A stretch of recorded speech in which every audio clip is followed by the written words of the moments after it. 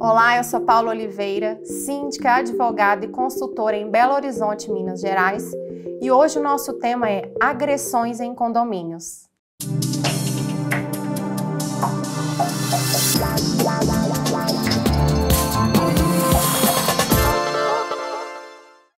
Agressões verbais, físicas, perseguições estão cada vez mais comuns, infelizmente, nos condomínios. E elas podem acontecer tanto como o síndico como vítima, como os moradores, os empregados, os prestadores de serviço. E para falar sobre esse tema hoje, eu recebo o advogado especialista na área condominial e imobiliária, coordenador de Direito Condominial da Comissão de Direito Imobiliário da OAB de Minas Gerais, Silvio Cupertino. Seja muito bem-vindo, Silvio, ao Condominas. Obrigado, Paula. É um prazer estar com você. Silvio, a gente tem tido notícias de agressões nesse nosso meio de condomínios. Principalmente, eu acho que depois da pandemia, parece que o número, né? A percepção que eu tenho é essa, que o número aumentou. E para falar desse assunto, os xingamentos de forma geral, que a gente até presencia muito em assembleia, né? Ou até em grupos de WhatsApp, eles são considerados agressões? Bom, Paula, infelizmente, nos últimos tempos, principalmente depois da pandemia, temos sim percebido um aumento substancial de agressões e violências em condomínio. As agressões, elas não são apenas físicas, elas podem ser verbais também. Então, os síndicos têm que sim ficarem atentos a quaisquer sinais de agressões entre vizinhos ou até mesmo contra a sua pessoa e tomar providências. Não relativizar as coisas e achar que é só briga de vizinho, como costuma se dizer, né? Porque, infelizmente, nós temos visto casos que estão chegando ao extremo. Na última semana, infelizmente, aqui em Minas, tivemos, inclusive, um caso de assassinato de um morador. E o que a gente percebe é que, quando chega nesse caso de agressão física e de homicídio, né? Ela inicia, com certeza, na agressão verbal, né? E que a gente vê não só o síndico em si, que ele sofre muito com isso, que é vítima, mas também os moradores, e até a gente vê muito isso com os colaboradores, os empregados dos condomínios. Quando acontecer esse fato das agressões verbais, qual a sua orientação para o síndico ou o próprio morador tomar em relação a esse fato? Essa sensibilidade, principalmente do síndico, é importante. Verificar se aquilo não é simplesmente uma briga entre vizinhos, coisas do cotidiano, rotineiras, ou se a coisa está caminhando, sim, para uma situação mais grave, de combate, de confronto entre os moradores, entre síndico e morador, ou até mesmo com os funcionários. Percebendo que isso está evoluindo para uma agressão, então é importante que o síndico acione a autoridade policial, registre através de uma ocorrência e não entre em confronto direto com o agressor. Certamente isso poderia gerar consequências ainda piores. E essas agressões verbais, que é muito comum, a gente vê isso muito em assembleia, né, como eu falei, em grupos de WhatsApp. Tanto o síndico é a vítima quanto o próprio morador. E aí a forma de atuação do boletim de ocorrência, o ato notarial, ele é para todos, né, Silvio? Atuar da mesma forma, quem se sentir agredido em reiteradas vezes, né? Sem dúvida. Geralmente os síndicos são as principais vítimas, né, por perseguição. Nós vamos falar sobre o crime de perseguição, mas moradores também que sofrerem agressões de síndicos, funcionários de condomínio, prestadores de serviço ou mesmo seus vizinhos, devem tomar também essa providência. Acionar a autoridade policial, registrar um boletim de ocorrência para que isso seja investigado pela autoridade competente. E nas assembleias a ata também serve como prova, né, Silvio? E a gente vê que é o palco onde é o principal xingamento e o pessoal às vezes perde até um pouco a linha, né? Nas virtuais nem tanto, né? Qual a sua opinião sobre isso? A falta do contato pessoal físico nas assembleias virtuais, sim, diminuir um pouquinho as agressões. E também o fato da maioria delas ficar gravada, né? Então isso também inibe um pouco as agressões entre os participantes.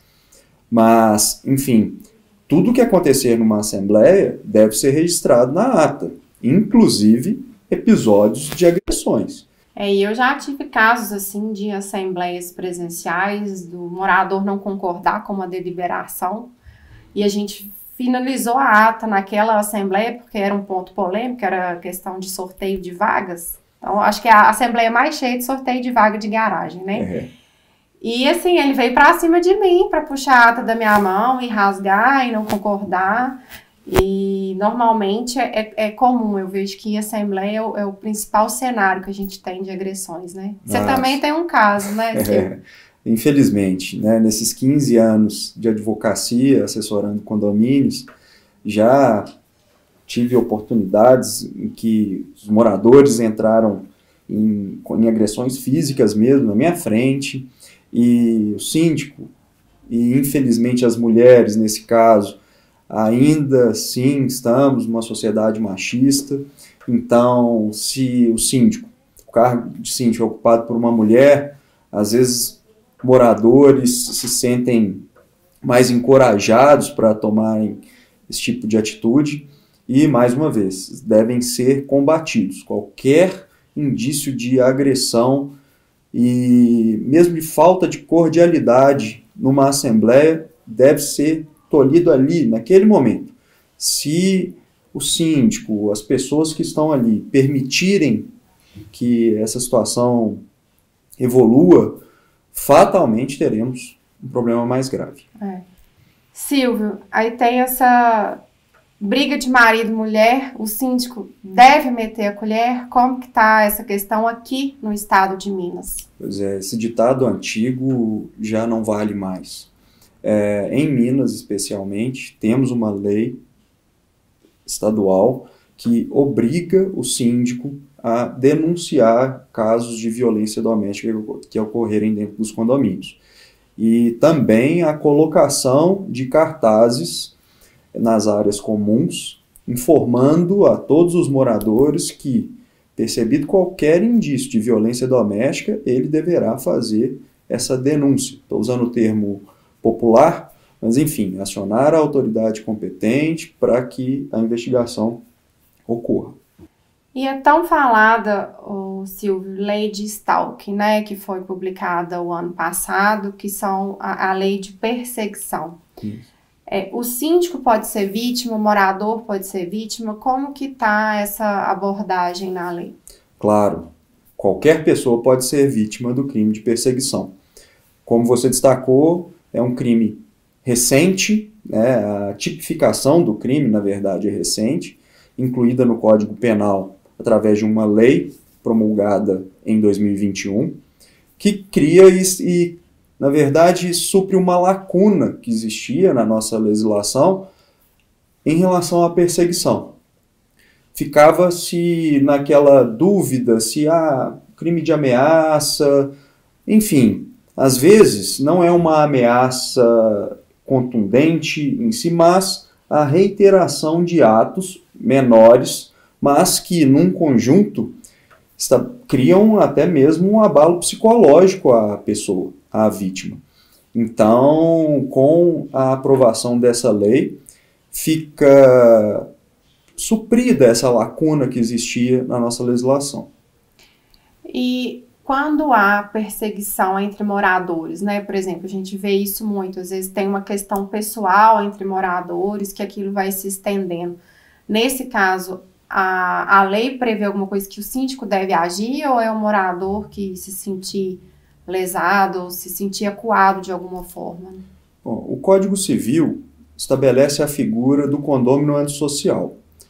Um condômino que agride verbalmente outros condôminos, ou até mesmo o síndico, que cria problema, que persegue o outro, obviamente, ele é caracterizado como um condômino antissocial. E aí eu não tenho dúvida que o síndico deve tomar providências em relação a esse condômino, sim. não só na esfera criminal, como eu disse, em acionar a autoridade competente, mas também no âmbito civil, né, para que aquela pessoa não afete a comunidade, a vida naquela comunidade. Eu tive um caso muito triste de agressões que aconteceu num condomínio que a gente entrou após o fato em si, que o morador ele já era desses que no condomínio todo mundo tinha um pouco de medo dele, já entrava no elevador porque ele era muito bruto, muito ignorante, e ele tinha um pitbull.